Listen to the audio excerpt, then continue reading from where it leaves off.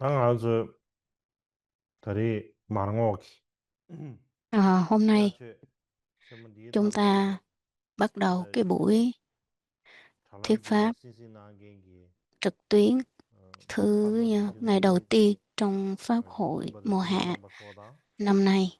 나는 Trước 디아르 tiên xin gửi lời 딘데 chào tới tất cả chư 세브시 tăng ni 스바시기 나온다.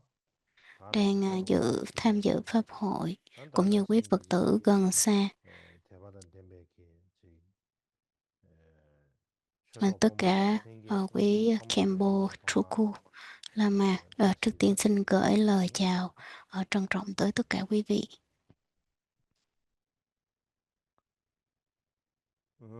다 다리 다리 다 다리 질려야다 망고 야채 된다 너니 그 초투신 마셔야 봐.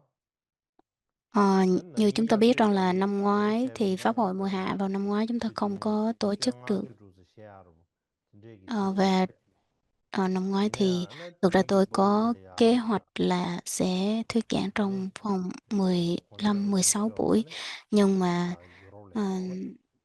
ờ, 어디네 nhiều Phật 어디 sự, đặc biệt là Đức Đạt Lai Lạt Ma 시대가 đã 달라서 đến 나는 ờ, 나가기 나로미 phương Tây để 바쁘다 그러봐 trị bệnh, 산에 và 거기에 tôi 와 đã dành cái thời 또 gian đó để mà đi 디기우스다 đến đảnh lễ Đức 야채다 Ngài. Khi mà Ngài tới 디기우스다 châu Âu thì tôi đã tới 뒤뒤 đảnh lễ Đức 뒤뒤 Ngài. Cho nên là chính vì vậy mà 예수도 Pháp hội mùa hạ 뒤뒤 của ngày của năm 다리 ngoái, năm 루트윈 2024 là 튜나마도 không có dịp 튜시다 목티 tổ chức. Và chính vì vậy mà năm nay chúng ta 튜시 sẽ tiếp tục cái phần của năm ngoái thôi. 다 롱아메 초티는 마쇼 뉴산에다 그것도 Và 디디오스 như tôi đã có một tuần để mà 벤세르드 가와토디 알았잖아 đi 루아무디 tới thăm Đức 치추사도 Ngài trong cái thời gian 루아무디 đó. 치추사 Và chúng ta tiếp tục với chủ đề năm ngoái. 대단다 루아무디 Trước đó, 치추사데 근데 như 스웨스바시네 chúng ta biết rằng là có 다 10 điều phi pháp 롱아메 căn bản. 데베로레야 나레 Như tiếp theo cái phần 벤메기 그와 trước đó, chúng ta thấy là 상기 trong tăng 댄시기 đoàn của 산다다 Đức Phật, 상기 khi 신경을 mà 내내 지금 rum부르마 송바 아 khi 디즈기 mà sau khi mà Đức Phật nhập Niết 급디르 Bàn thì 디급리아지 chư 낭취야 tăng đã xảy ra những 디디오스다 cái xung đột, và 셈바 chính vì vậy mà xảy ra mà có các cái buổi kết tập 그치 캐비 초스 để mà hội thảo, nhưng thảo luận lại những cái giới luật cũng như là vấn đề mà Đức Phật đã tuyên chế trước đó. Sau khi Đức Phật nhập Niết Bàn thì 다는 cái bối 초티디 cảnh của 야가기 cái thời kỳ của Đức 망고아메 Phật, 철저히 공부한 써머리 như trong vài năm trước đó 그거 chúng ta 문제야 đã 뭐 근데 trình bày xong về 디스로 cái 컵 bối cảnh 디디오다 Phật giáo thời Nguyên 다는 Thủy. 시급 디디오기 Rồi 디즈기 대기 thời Nguyên Thủy là ngay 랑미 thời 대기네 lúc Đức Phật còn tại thế, 다는 rồi 신기 cho tới khi 덴데 sau 때르 khi Đức Phật nhập 사요르바 Niết Bàn. 덴바 찌기 찌기 Rồi 다자가 덴바 lịch sử 초베 phát triển của 초베네 tăng đoàn như thế nào, tình hình kinh tế chính trị thời đó ra sao, 인가오니 môi 제비 trường xã 덴데 찌르 hội vân 세우스 vân. Nói 공예도 chung là cái 제가 tình trạng 덴데 때르 của 지기 근데 tăng 초베 đoàn và 덴데다 tình hình Phật giáo thời bây 도난 giờ như thế 족족 nào thì chúng ta đã 급 trình bày 디디오기 xong hết rồi. Và hôm nay thì chúng ta tiếp tục về 급 cái chủ 디디오기 đề này.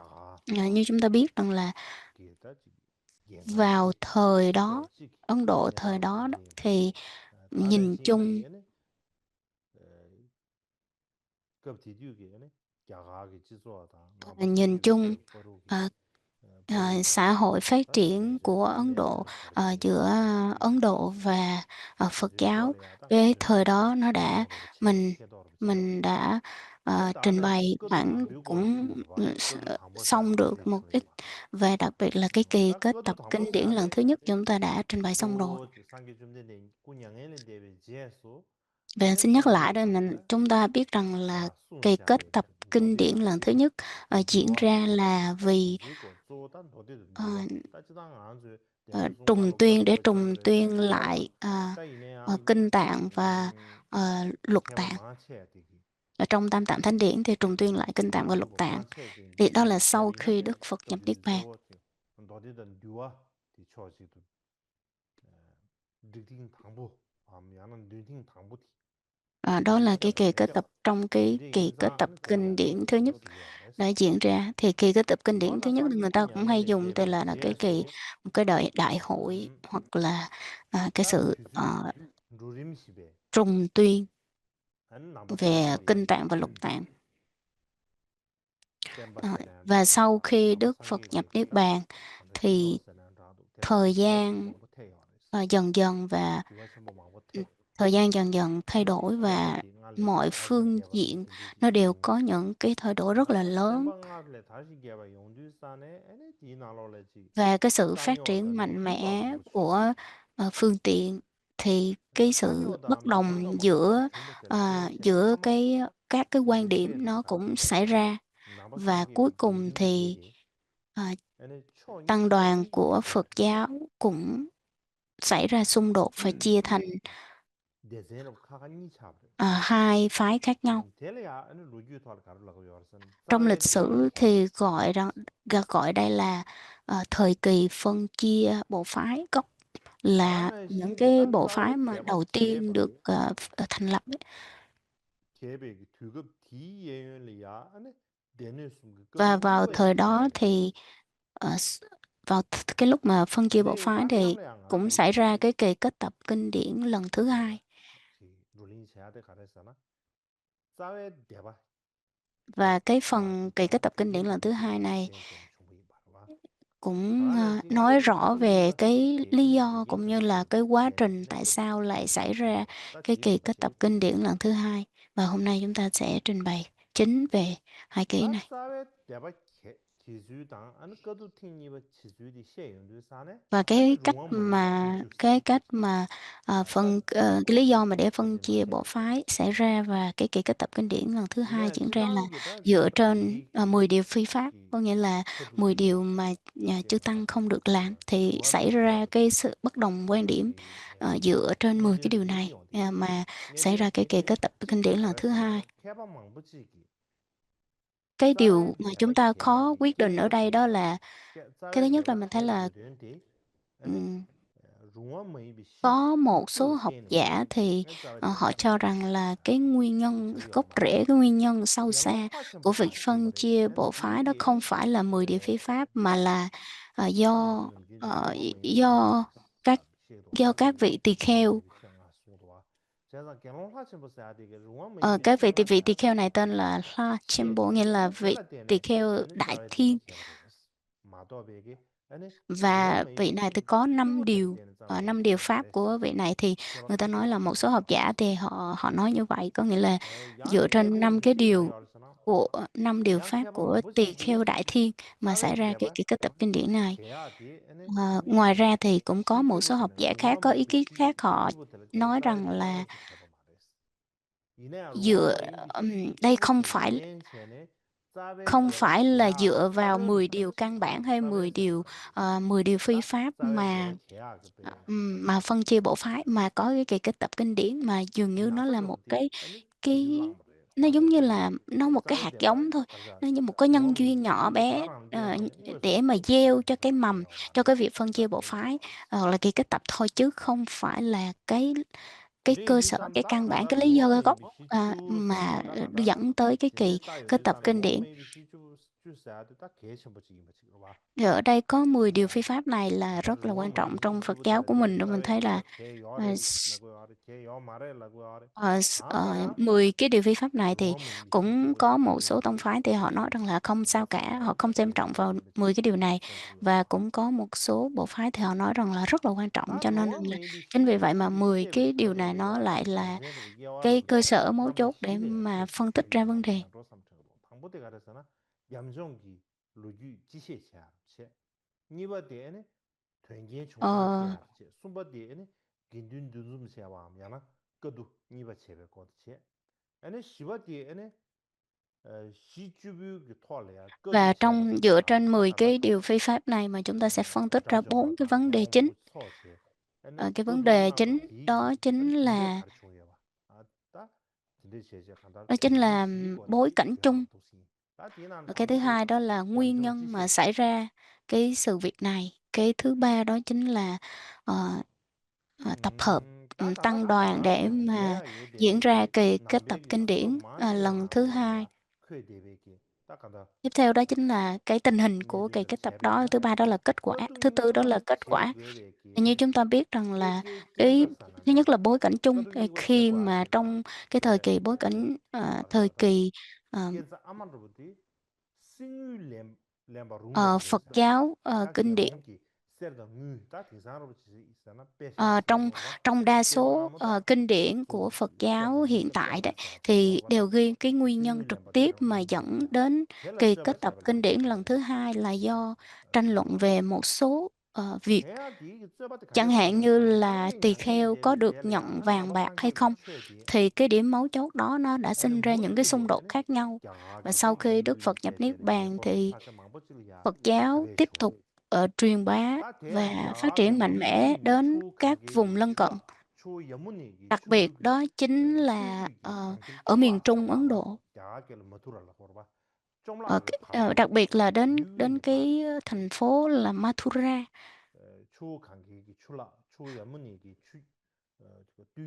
Ở thượng lưu sông Yamuna là sông Hằng. Một số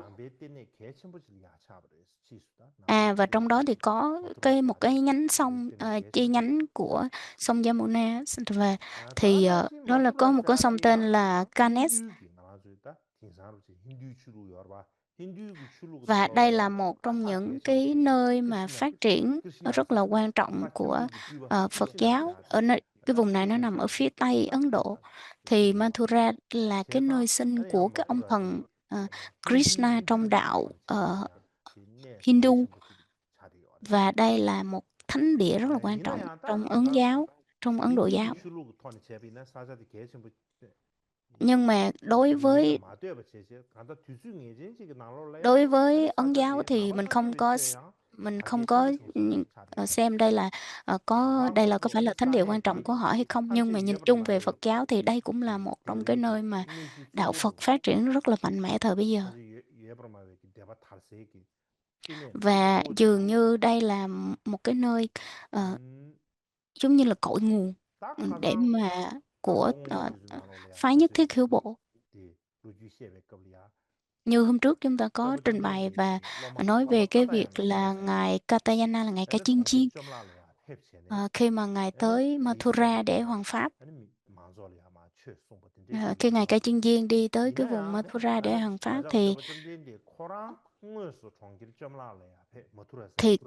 trong kinh điển thì có ghi tới là ngài Ca Chiên Chiên đi tới vùng Mathura để hoằng pháp, nhưng mà dường như trong kinh điển không có ghi rõ rằng là Đức Phật có đích thân hành tới cái nơi này hay không, thì trong kinh điển không có đề cập tới, chỉ đề cập tới việc rằng là ngài Ca Chiên Viên đã từng tới đó để mà hoằng pháp thôi. Nhìn chung thì ở phía tây Ấn Độ, nằm ở cái nhánh sông Ganges, sông sông Hằng, thượng lưu sông Hằng. Thì đây là một cái vùng mà một cái vùng mà rất là phát triển mạnh về phái Bà La Môn nha. Và lúc đó thì dường như nó là một cái nơi nó phát triển mạnh mẽ, cho nên là cái tính cách cũng như cái tư tưởng của chư tăng không phải tư tưởng của con người thời đó rất là cứng rắn và bảo thủ nha. Và bởi vì là họ luôn bám chặt vào cái truyền thống rất là mạnh. Và tại đây thì phát triển đạo Bà La Môn rất là mạnh. Thì thường lúc đó thì các cái vị mà tu sĩ thời đó thì gọi là sa môn. Thì trong Ấn giáo cũng có tu sĩ gọi là sa môn, và chính vì vậy mà nó cũng rất là phổ biến từ cái thời xưa là đã có các vị sa môn của Ấn Độ giáo, và họ tu khổ hạnh, họ xuất gia tu khổ hạnh, họ sống thanh tịnh và ăn uống rất là đạm bạc. Thì sau này Phật giáo cũng hướng theo cái mục đích như đó, và cũng duy trì cái nếp sống giống như vậy, cho nên là như chúng ta có thể gặp nhiều điều, đó là trong các cái văn bản của Phật giáo thì hay dùng hay gọi các tỳ kheo là sa môn đấy. Và cái tư tưởng của các cái vị ừm,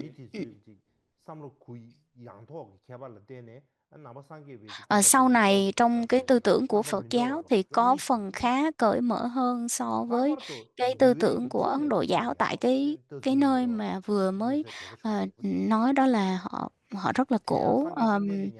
cứng cứng rắn trong cái tư tưởng á, là bảo thủ. Và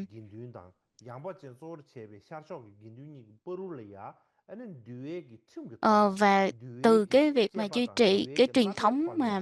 họ có cái tư tưởng cởi mở và tự do đó, thì nó lại khác so với cái chư tăng thời trước, và chư tăng thời này nó lại khác nhau. Chính vì vậy mà đã xảy ra xung đột và phát triển Phật giáo theo hai hướng khác nhau, là đặc biệt là các quan điểm về giới luật, như là khoảng 100 năm hoặc 200 năm sau khi Đức Phật nhập Niết Bàn, thì nó tầm trong cái khoảng mà 100 năm hoặc 200 năm sau cái Đức Phật nhập Niết Bàn, thì người ta tính là khoảng thời điểm đó chính là cái thời gian mà kỳ kết tập kinh điển lần thứ hai được xảy ra. Và cái lý do chính mà xảy ra cái xung đột lớn về các cái quan điểm giới luật, cái tư tưởng giới luật, thì giữa tăng đoàn tại cái vùng tên là Vaisali, là cái vùng Tỳ Xá Ly thời này đó, Tỳ Xá Ly, Vaisali, thì nó có hai nhóm, một cái tăng đoàn đến từ phía Tây và một tăng đoàn đến từ phía Đông, và họ tranh cãi với nhau về 10 điều căn bản. Thì trong này mình mới vừa gọi là 10 điều phi pháp, thì có một số người thì họ chấp nhận 10 điều này, và một số thì họ không chấp nhận 10 điều này. Cho nên chính vì vậy mà họ nói rằng là nếu mà chấp nhận 10 điều này thì sẽ trái với lời Phật dạy. Cho nên chính vì vậy mà cái xung đột nó xảy ra dựa trên 10 cái điều này. Tại vì như chúng ta biết rằng là cái giới luật thời Đức Phật và sau khi Đức Phật nhập Niết Bàn là có thay đổi. Chẳng hạn như vào cái thời kỳ kết tập kinh điển lần thứ hai đó, thì giới luật có phần cởi mở hơn, và chính vì vậy mới xảy ra cái quan điểm giới luật đấy. Và các vị chư tăng thượng tọa bộ, đó là chư tăng thời Nguyên Thủy, thì họ không có chấp nhận cái việc rằng là cởi mở về giới luật và chấp nhận 10 điều pháp đó. Cho nên họ mới gọi đó là 10 điều phi pháp.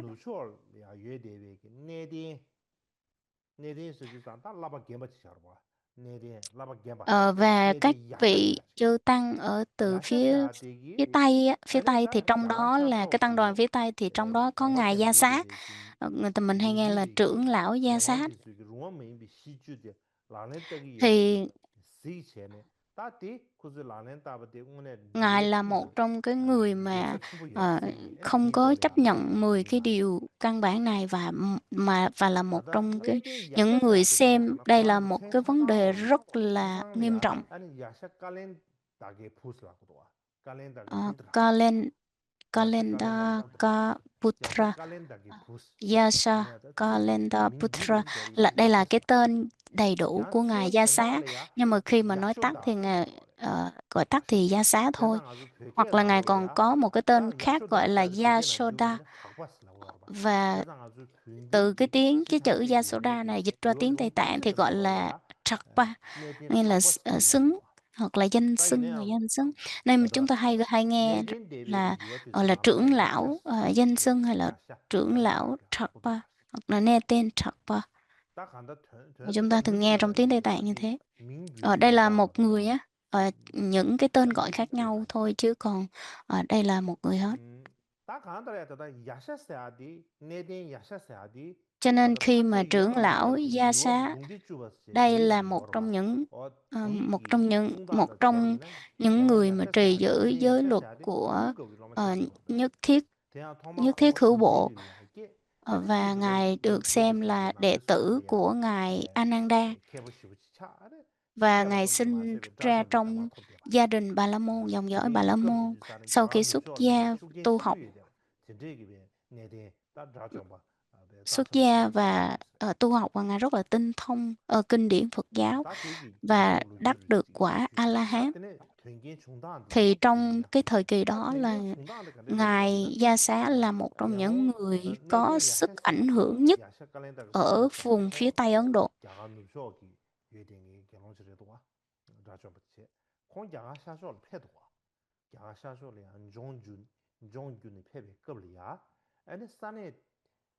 Và ngài đi đến cái vùng miền Tây Ấn Độ để mà ngài truyền bá giáo pháp. Và vào trong các cái ngày, người ta nói rằng là trong các cái ngày như ngày mùng 8, ngày 15, ngày 23 này kia vân vân, thì xin lỗi, cái đoạn này con có hơi nhầm là phía đông với phía tây. Ý nói rằng là ngài từ hướng tây ngài đi tới hướng đông, và trong một lần nọ đó thì ngài mới thấy chư tăng địa phương vào ngày mùng 8, 15, 14 thì họ đem bình bát đi khất thực, nhưng mà họ đổ đầy nước vào trong cái bình bát đó, rồi họ tới những cái nơi đông người như chợ búa này kia vân vân để mà họ xin tiền dân chúng, họ khất thực tiền dân chúng. Thì ông ngài Gia Xá khi mà ngài thấy như vậy thì ngài mới đánh giá, ngài nói rằng là đây không phải như vậy, cho nên là các cái vị cư sĩ thời đó họ cũng đánh giá và họ nói rằng là tỳ kheo thì không được làm như vậy, và không có cho tiền, cũng không nên bố thí tiền gì hết, và họ chỉ trích cái hành vi này và họ khinh thường, xem thường ờ, ờ, các các vị đệ tử của Đức Phật, gọi là Sa môn của Thích Ca Mâu Ni. Và như chúng ta biết là tại sao lại xảy ra những cái trường hợp như thế này, có nghĩa là ở cái vùng đất đó, ngay cái vùng hạ lưu sông Hằng đó, từ đó phát triển rất là mạnh mẽ, giàu có, thịnh vượng, và thương mại giống như là buôn bán rất là mạnh, phát triển rất là tốt. Và chư tăng thì từ cái việc khất thực thức ăn thì tự nhiên cũng bị ảnh hưởng tới từ cái việc là khất thực tiền và giữ tiền, cũng như là tích trữ tiền bạc. Từ từ nó sẽ bị thay đổi theo cái bối cảnh xã hội phát triển.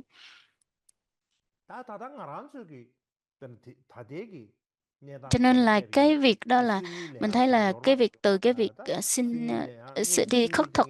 thức ăn, thì thay vì khất thực tiền thì nó dần dần nó lan rộng. Cho nên là từ cái góc nhìn của hiện tại chúng ta thấy rằng là ờ, cái việc mà cúng dường tiền và nhận tiền, Phật tử thì cúng dường tiền và chư tăng thì nhận tiền, thì đó là cái chuyện nó rất là bình thường khi mà mình nhìn với cái xã hội hiện tại thời nay. Nhưng mà vào cái thời đó thì đó là một trong những cái việc rất là đáng lên án và không được chấp nhận, và dường như nó là một cái điều rất là mới mẻ thời bấy giờ, cho nên là không được sự chấp nhận rộng rãi và bị lên án rất là nhiều. Bởi vì sao? Bởi vì là nó không có hợp với truyền thống khất thực, chỉ là khất thực thức ăn và đồ uống thôi, chứ không phải là đi khất thực tiền. Tài sản vật chất thì không được khất thực, cho nên là chính vì vậy mà nó xảy ra cái sự xung đột và nó có sự khác biệt so với truyền thống lâu đời, thì nó bị bất đồng quan điểm, và nó trở thành một cái việc mà đáng phải quan tâm và thảo luận cái thời bây giờ. Nhưng bây giờ thì chúng ta thấy những cái việc đó rất là bình thường. Người cúng thì họ cũng rất là phát tâm cúng, còn người nhận thì họ cũng vẫn nhận bình thường thôi. Nhưng mà cái thời đó thì chúng ta thấy là nó có cái sự khác biệt rất là lớn.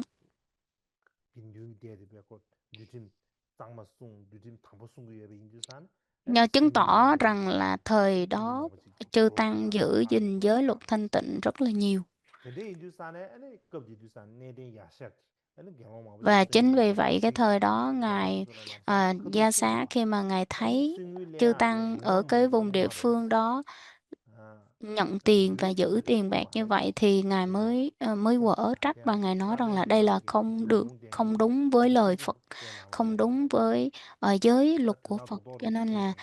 khi mà mình khất thực vàng bạc, xin vàng bạc, giữ vàng bạc đó là tiền á, thì đó là khất thực bất hợp pháp. Cho nên rằng là những cái hành vi này không có hợp với, không phù hợp với giới luật của Đức Phật.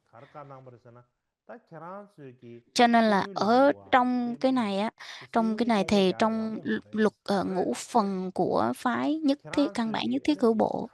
thì họ có rất là nhiều luật trong đó hình như là cái quyển số 30 thì nói rằng là lúc đó trưởng lão gia xá trưởng lão gia xá ở ngụ tại một cái ngôi nhà hoặc là ngôi đình, nói với các tỳ kheo trong một cái ngôi làng rất là nhiều nhà cao tầng, nhiều nhiều nhà cửa,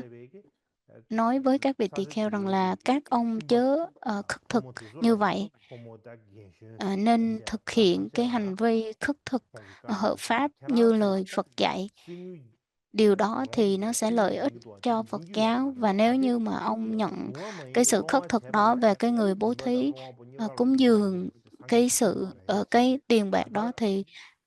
cả người cho và người nhận đều xảy ra tội lỗi. Cho nên là chính tôi đã nghe lời Đức Phật nói như vậy. Thế như vậy cho nên rằng là các ông không nên làm như thế.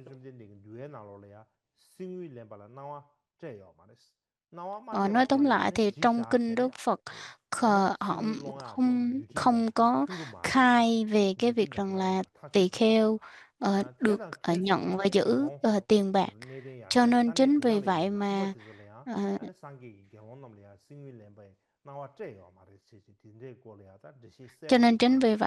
các ngài giải thích rõ ràng rằng là, cho nên nếu như vậy mà mình đi xin tiền và đi khất thực bất hợp pháp như vậy thì không có hợp lý. Cho nên là các ông đừng nên làm như vậy. Cho nên trong kinh nói rất là nhiều về các cái vấn đề này, và Đức Phật không có chế cho mình, khai cho mình cái việc rằng là mình được làm những cái như đi khất thực tiền bạc này kia. Và Đức Phật đã không cho tỳ kheo làm như thế, và Đức Phật luôn nói là không nên cư sĩ nam nữ không nên cúng dường tiền. Thì khi mà ngài Gia Xá nói lại như vậy thì ở cái vùng mà chư tăng ở cái vùng Tỳ Xê Ly, cái vùng đó họ không có chịu nghe, và họ mới nêu lỗi, họ mới chỉ lỗi của cho ngài Gia Xá. Họ trách móc Gia Xá, họ nói rằng là ngài đã phạm tới cái việc giống là phá hoại Phật pháp, nên là làm cho cư sĩ không có cúng dường tiền của chư tăng, để ông đã phạm những cái giới giống như là giới phạm các cái giới luật của Phật, như là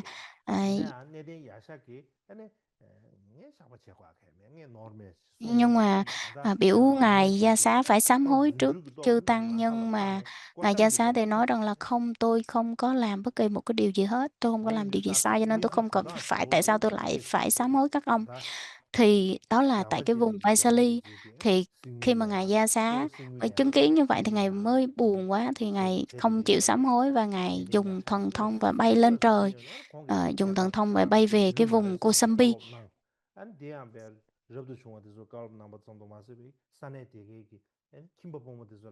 Và sau đó thì ngài quyết định triệu tập tăng đoàn cùng với các vị tỳ kheo ở cái vùng Vechi là ở Vesely, để mà tranh luận, thảo luận để làm sao cái lý do để mà các ông phải nêu ra cái lỗi của tôi như vậy, biểu tôi phải sám hối các cái ông như các ông, thì tôi không có bất kỳ một cái lỗi gì hết. Tôi chỉ nói lại đó là lời của Phật thôi. Thì tại sao các ông lại bắt cái lỗi tôi như vậy? Tiếp theo, cái phần tiếp theo nha. Cái phần tiếp theo đó chính là triệu tập, mời chư tăng lại để mà kết tập kinh điển. 지금 류하든 미준비에게 가르쳐다. Và như chúng ta nói vừa rồi, chúng ta có 미준비의 trình bày đó 이유는 là cái xung đột nó xảy ra là do 10 điều phi pháp, dựa trên có vị chấp nhận 10 điều phi pháp, không chấp nhận 10 điều phi pháp đó. Chính vì vậy mà 10 cái điều đó cho nên là mới cho nên là chư vị trưởng lão mới tập hợp chư tăng lại, chư vị tỳ kheo, đặc biệt là các vị trưởng lão lớn, để mà tranh luận, thảo luận với nhau và quyết định làm như thế nào. Và từ đó thì ngài đã đi đến miền Tây của Ấn Độ rồi. Và khi mà ngài đi về miền Tây, và khi mà hồi nãy là ngài đi tới miền Đông, thì bây giờ ngài đi tới miền Tây, thì ngài trở về miền Tây. Và khi ngài về cái miền Tây của Ấn Độ và ngài gặp một số vị trưởng lão nổi tiếng, hoặc là các cái vị mà kỳ cựu ở trong trong đạo Phật, và ngài ngài mới trình bày cái lý do, cũng nói là mời các vị này tham dự kỳ kết tập kinh điển lần này. Thì sau đó ngài cố gắng và mời được hai vị trưởng lão rất là nổi tiếng. Một là một vị tên là Sambhoga ở vùng Mathura, và một vị trưởng lão là Revata từ vùng Sahara.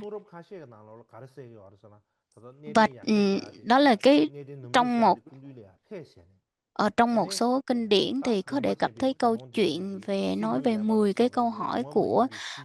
vị trưởng lão Revata. Và trong đó thì ngài Revata mới khi hỏi ngài Revata về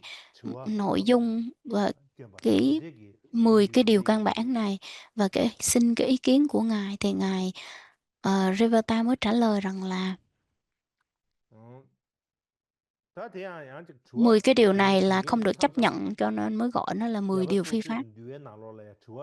Thì theo luật tụng, theo luật tạng, thì chẳng hạn như là đối với căn bản nhất thiết hữu bộ đó, thì theo luật thập tụng thì họ mới nói rằng là có một người hỏi trưởng lão Sambhoga, nhưng mà đối với Dhammagupta là phải pháp hộ bộ là thì trong bộ luật tứ phần thì nói rằng là cái người người hỏi chính là hỏi ngài Giá Xá. Cho nên ở đây chúng ta đã có ba cái thuyết khác nhau rồi. Tiếp theo đó là trong luật tạng Bali thì nói rằng là ngài Gia Xá đi tìm ngài Sambhoga và tìm các tỳ kheo khác, và sau đó thì cuối cùng mới tìm đến tỳ kheo Revata. Thì ngài Gia Xá mới hỏi ngài Revata. Tiếp theo đó là trong Mahasangika là thượng tọa bộ,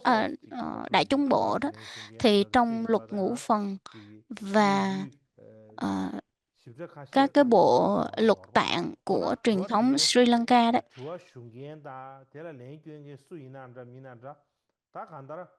thì họ giải thích có một sự khác biệt, nhưng mà dù cái người hỏi là ai đó thì cũng dựa trên 10 cái điều căn bản. 10 điều căn bản đó để mà xác định rằng đó là có phải là 10 điều hợp pháp hay là 10 điều phi pháp.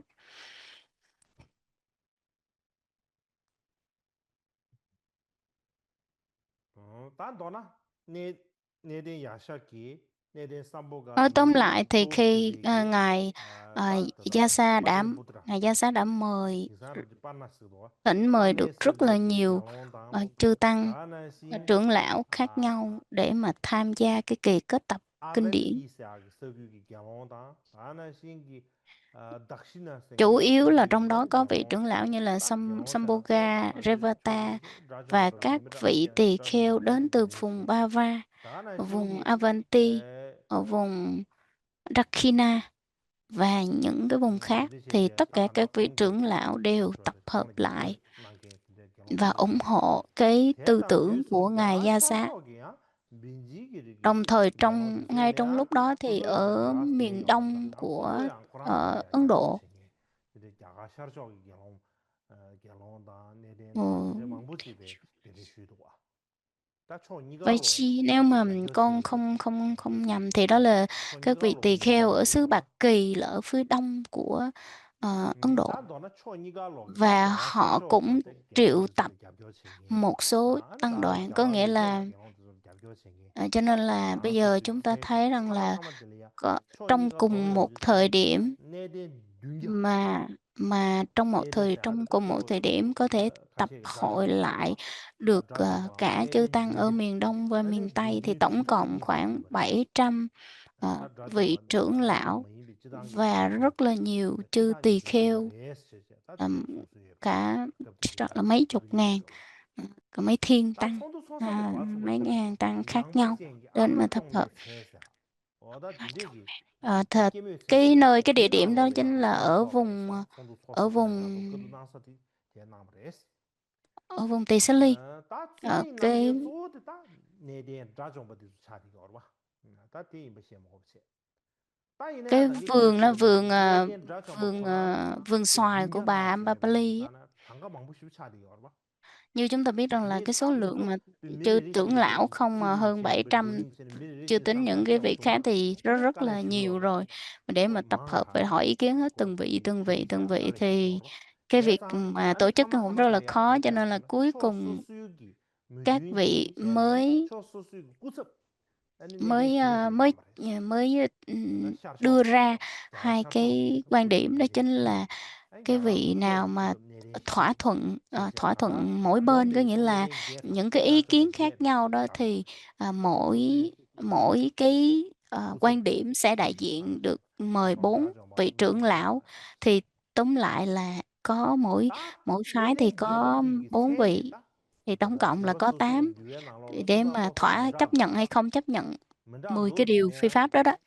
촉도 thì có 제베이나 8 vị trưởng lão. 내대 예부터 가르쳐 되었잖아 내대 탐지에 들어왔어야 지 참도 탐지에 뇌발라 그러고 8 vị đó chính 다른데 là 기남들 Nete 유행기 trưởng lão 류얼롱 Thâm Chế 천지가 나로래 Rowa 미리기 Sapakara. 류얼롱 천지가 나로 탐지에 뇌발 쏘고 이나 빨리게 되주나 탐지에 들어와 쏘고 Ở 빨리 tiếng 나가서 Hán gọi 같이 là, 탐지에 들어왔어 xin 탐지에 lỗi, 들어와 tiếng Tây Tạng 에 gọi là Thâm Chế 남주 Rowa. Vị thứ hai là Namtru là 삼부다 Sambuta. 삼부다 Sambuta. 삼부다 Namtru 자리야 là 뇌발라 Revata. 되네 Sambuta là tên là 양설갈래나 tiếng Tạng gọi là Dân Thơ Kiệt. 되네 Rồi ngài Gia 수마나 Xá 직체 하샤스 사파스 직체 Sumana, 아니 내대 용대사 직체 아 와사 Sala, 방감미사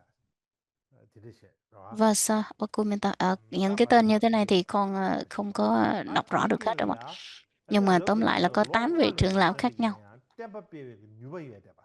플라버도 지금 뉴알래야 신도 캐바이야 돼봐 들으시기야 경로 어짓다 Ngoài ra 롬버스야 thì 들으시기야 ngoài những cái vị trưởng lão ra thì 내내 có rất là nhiều các cái vị trưởng lão khác nhau, và những cái người mà chuyên 자주 봐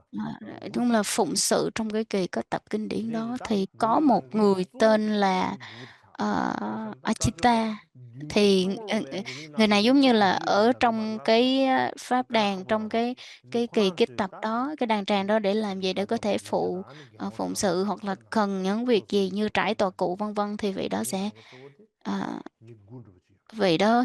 giúp cái người mà ờ, 근데 이제 딱 간다 내된 구부 되게 내된 뉴잠 cái 자좀 người mà trải 룸베 tòa cụ giùm nên 구습나세 là Achita 룸이나 này, 쯔링나 tuy là một cái vị mà 쯔링나 뭐 mới 텔레라 xuất gia thôi, 자정부터 nhưng 그도 mà 제게 되려고 có tài năng thuyết pháp và 내가 hoàng hóa 삼도 자좀 ờ, 반게 그 rất là 거두에다 rộng rãi 남 và 사실 cũng như 양반들이 tinh thông về 거두에 giới luật. 되게 Cho nên là tóm lại là có 9 vị khác 딱그 nhau. trong cái kỳ kết tập kinh điển 그분 lần này. 난과 조대 생일렘베 되게 정말로 따지당 Cho nên là như chúng 로마의 ta 시주세네 trình 어라고 bày 지나는 xong đó là 조 mình thấy rằng 생일렘베 là 되게는 좋아 cái 만들어 điều 정말로 cốt lõi và quan trọng ở trong cái kỳ kết tập kinh điển lần này đó chính là cái lý do 내가 là được nhận tiền và giữ 양바지 tiền hay không. 딘디지 결혼 남기 쌀도 제베기 싱 Và 렘바 조르 규베기다 라바 사르바 쭈 암다 시쭈 디토리아 cái 슈주게 là 나버 bàn luận 딱히 về và 쉐튜버지 thảo luận về 딘디지 10 cái điều 디토리 주게 나버데 giới luật căn 다샹이야 bản, 10 시쭈부터 điều khác nhau. 가르가리 임바디 내시 주고도 Thì bây giờ tiếp theo á, chúng ta 시쭈부터 sẽ 가르가리 임바디 phân 내시 tích 주인데 xem đây là 산다 10 điều 디토세야기 phi 라바 pháp đó 사고로 là gì, 10 điều phi pháp hay là 10 điều hợp pháp đó là gì. 제바 소수의 뇌에 나올래야 시주부터 가리 임바 문제 나요 또 소수 만라마라 용대도가 제산 제바 Cái 탐지가 vấn đề 시주 mà nó 샤오데 sẽ làm cho mình 디주게 khó 나리 xử lý 임바 đó chính là 에스나샤지 펜도르 10 cái 마사바 điều phi 쇼베 pháp này thì 제산 được 딘딘 튀아디 được 네덴 데베기 풍부나네 숭베기 được chấp nhận theo những tông phái 에스디기 khác nhau, có nghĩa là 문제지 nó không có 아 nhất quán, có nghĩa là có 다란시기 chỗ này và có 란초다 chỗ kia, và 숭기만라 cái 슈베베기 sự chấp nhận nó không có 덴데기 được nhất 거로 quán với 숭기를 nhau, cho nên là hơi 숭베기 khó về phần này. 안에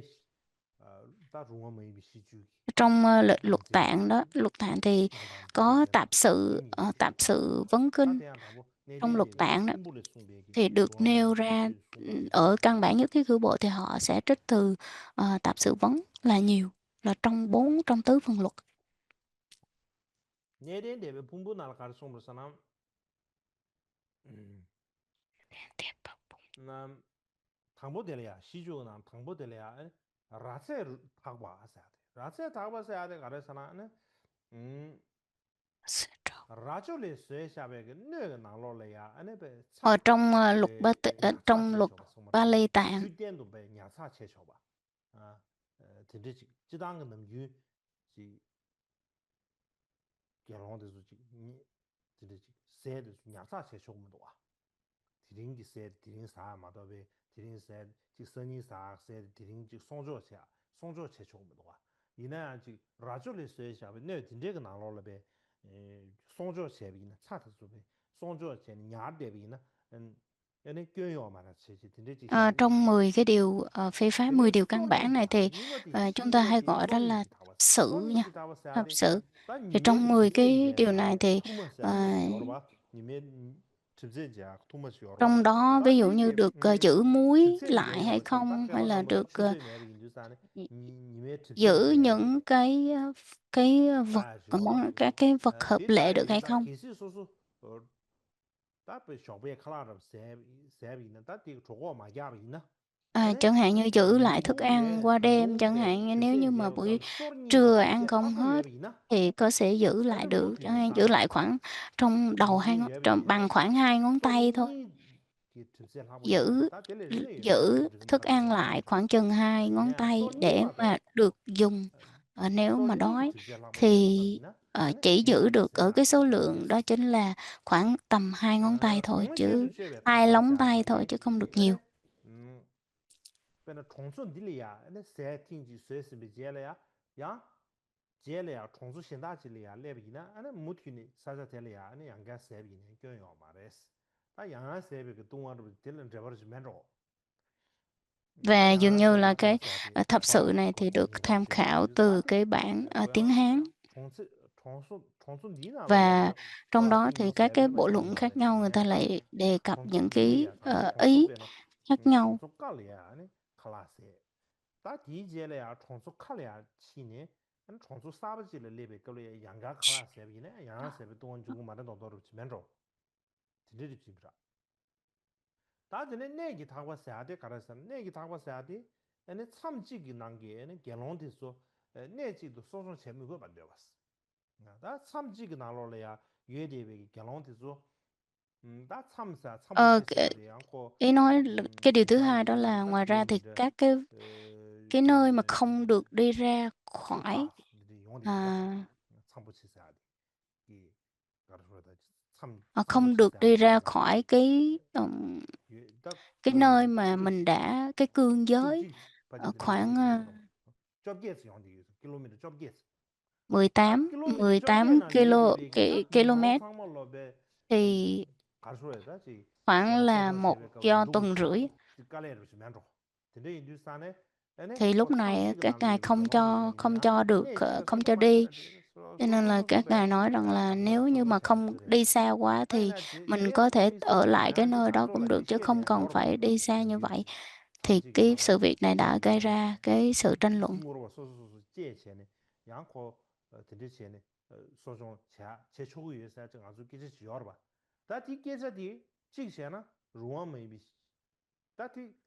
Nếu như mà nói rằng là đây cái việc mà đi ra khỏi cương giới để mà khất thực á, thì đây là một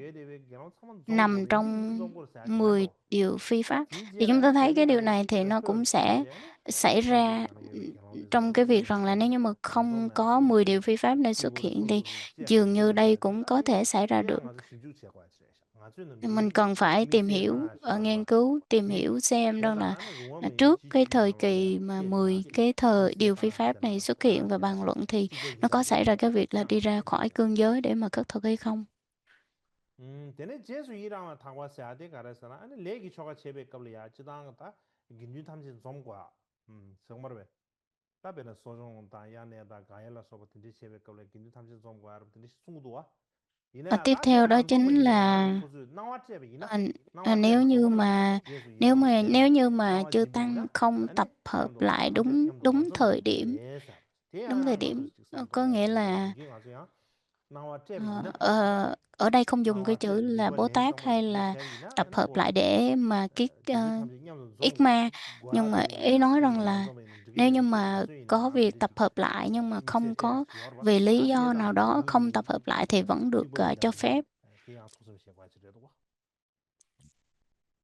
Mà chúng tôi không biết rằng là có phải là nó nằm ở trong cái phần của 10 다 điều 이래 phi pháp hay không, nhưng 아 tôi cần 다들 phải xem xét xem như thế nào. 그거는 컴배 타고 사야 돼 컴배 타고 사야 되다지 Cái 가르스나 thứ sáu, 캠보다 cái 허변 thứ sáu đó 아마랑기 chính là ờ, 제주베 제수 ờ, 빠네 애니 chư 되는 vị 제는 tỳ 다가서 kheo. 지주 통화기비 사실서 하는 지시 캠보 아마데 캠보다 허변 나는 알全是别个 캠보다 허변 지주기 낭당 능로 가는 능이야 봐 지주기 낭 척버지다 지주 낭 심버지나 와 되는 신钱을 그래 해서 Các vị tỳ kheo hoặc là các vị trưởng lão trước đó đã làm gì thì bây giờ mình cũng sẽ phải làm những cái việc y 근데 chang như vậy. 머죽배 타고 왔어야 돼. 쇼 머죽배 통쳐 봤어야지. 리스도 다시 Ờ, 세버 và 세버 거 처음 왔어. cái 리스도. phần mà 내 cái phần 배달 này thì nó 타고 nói 왔어야 rằng 돼. là nếu như mà không có 배달 khuấy cái sữa 배달기 chua lên để 쇼이다. mà 이제 ăn thì 꼬꼬나는 không được, nhưng mà 입니다. cái phần này thì 꼬꼬나는 tôi không có hiểu rõ 꼬꼬나는 đâu. 다 진리기 Tiếp theo đó là 꼬꼬나는 cái 추지수양 thứ 디나로래야 bảy, 양고 đó là điều thứ bảy, đó là 또 cái phần uống 렌싱기 uống 디나로래야 rượu. Xin 앙앙 lỗi, 얘기다 양 uống 같이 nước nhưng mà uống 창랑바 hình như là 디양도 có thể là 디스 서로 uống nước 꼬꼬나는 dừa, nhưng 니기 mà họ lại để 찌르기 nước 창 dừa 말이다 lâu quá 용진이 cho 창 nên nó 삼바로 trở thành nó 와 lên men và nó 창 trở thành rượu. 랑바 양나 Thì 쫑세 đây 랑바 là 소바로 베디 nếu 창 mà nó 랑샤스에는 hơi hơi 쫑세 chuyển 양고 lên men một 뭐가 chút 되리겠어 xíu thôi 리 thì cũng không có 타들이 được uống. 내가 보기다 배달기 và 쇼는 저래 và hãy cho phép đây là được 리시도 uống vì 다 coi như là 유메베 thuốc để trị bệnh. 유메 타고 봤어야지도 다디 니원 주베 걸려야 타디 무슨 미나 난 니원 치중 간데 세는 저래 해서 없어 리시도 되는 승우 다 받았어야 되다 승우 묘와 미신다 승우 묘와 표이나 되는 Tiếp 쪽으로 theo đó 시작해 chính là 되고 được giữ tiền hay không được giữ tiền. 알아 다디 내린 대회 풍부하는 송배기 송다로 되래 다들이 시탐제 연아 말한 소리겠다 평균기 시탐제 연애기 농친스가 난 송다한테야 내린 대회기 류에나 송다 또 Ờ, 재미 trong 왔어 hồi nãy đó là mình trình bày 다디나로래야 trong căn bản nhất thiết của 류 bộ, 농친스가 나로라야 và trong 알랄레 tập 롱와 sự vấn kinh 응 lục tạng đó thì 알랄레 롱와 사데는 배 là lê rong 다디 만돼 먹어서 봐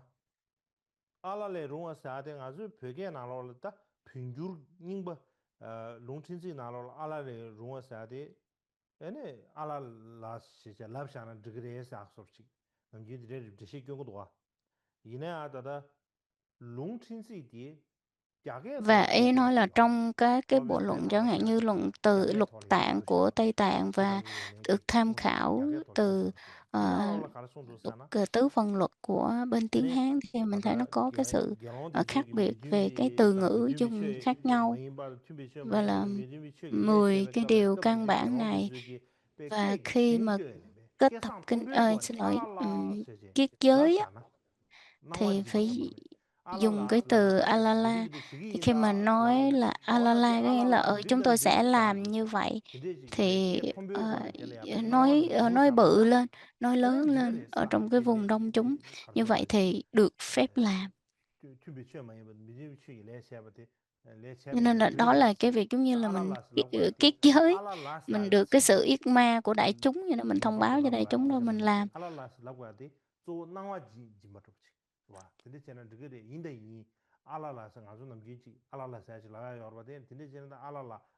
Đây là một trong những cái văn bản cũ của, thì họ nói rằng là nếu như mà mình thực hiện như vậy thì nó sẽ không bị phạm, và được sự chấp nhận của đại chúng thì mình sẽ không bị phạm.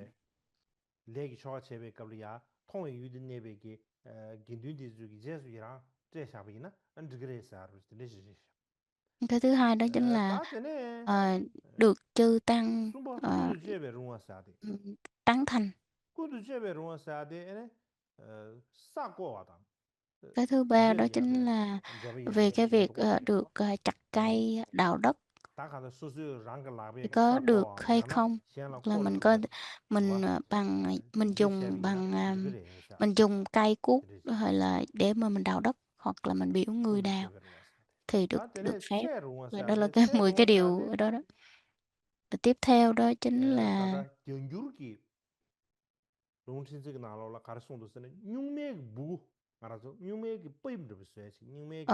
được dùng,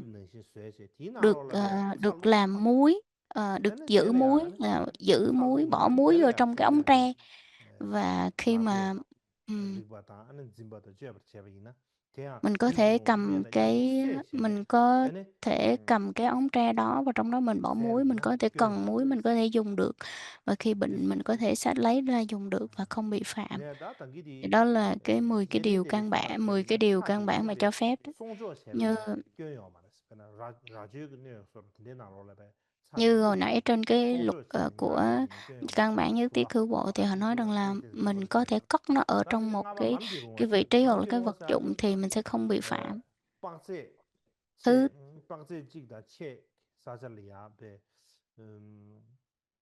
tiếp theo đó chính là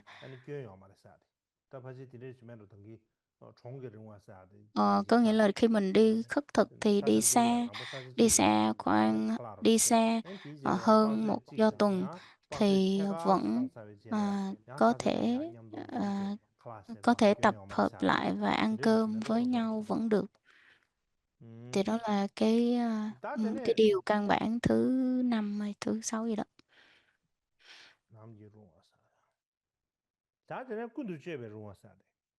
Tiếp theo đó chính là ờ, ờ,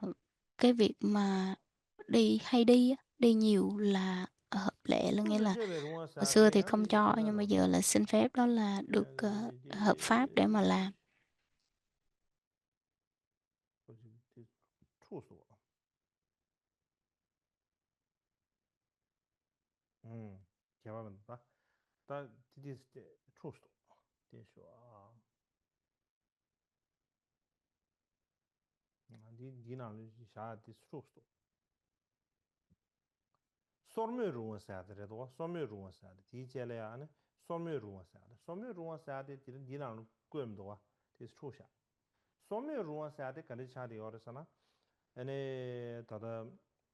Ờ, Trong này thì có một cái câu đó là hơi hơi khó hiểu, đó là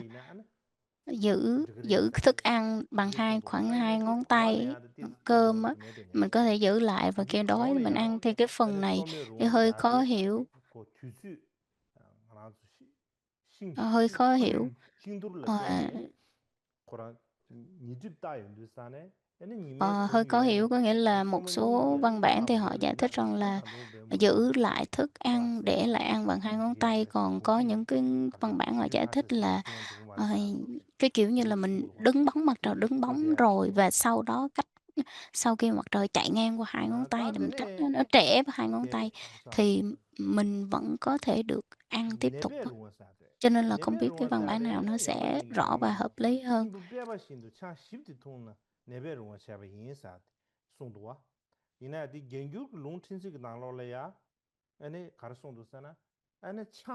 Và tiếp theo đó là khi mà trộn hoặc là mình trộn rượu chung với nước nếu mà mình có thể uống và để mà được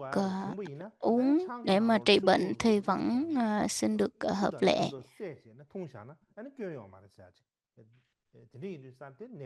Đây là cái điều căn bản thứ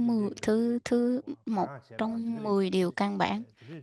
Nên họ nói rằng là cái việc làm này là được phép và hợp lệ.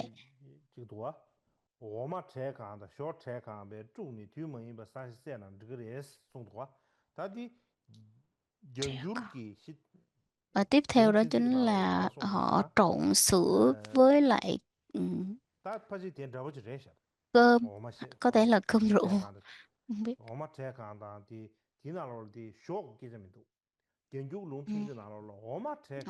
Trong kinh Tạp sự vấn kinh của Tứ Phần Luật thì không có nói là sữa chua, nhưng mà chỉ dùng sữa và nước thôi thì được trộn lại và uống.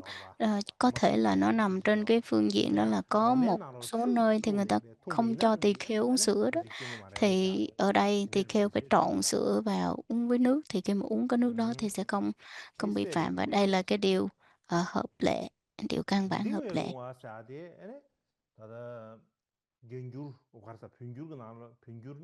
Nếu như mà pha sữa với lại nước và uống đúng thời thì đây được phép uống. Thì họ nói rằng là đây là cái điều hợp lệ. Ở trong tiếng Hán á, thì trong Hán Tạng thì chúng ta thấy rằng là nó có phần dễ hiểu hơn.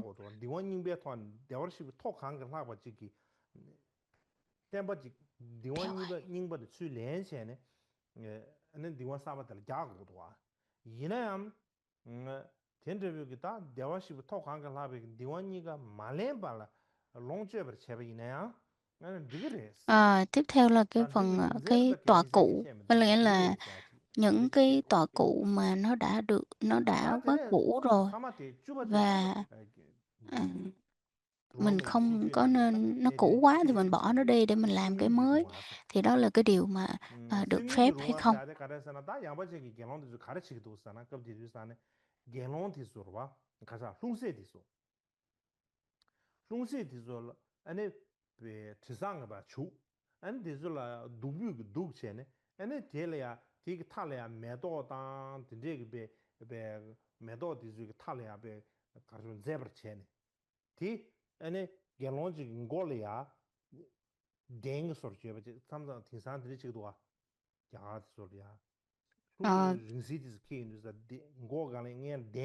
Nó có một cái mình để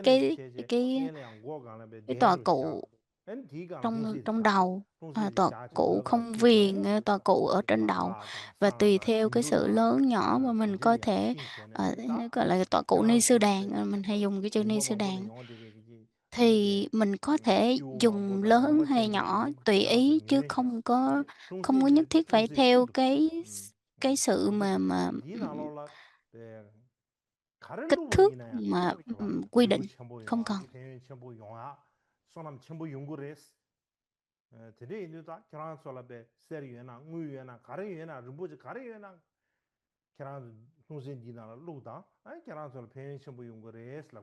Cho nên là những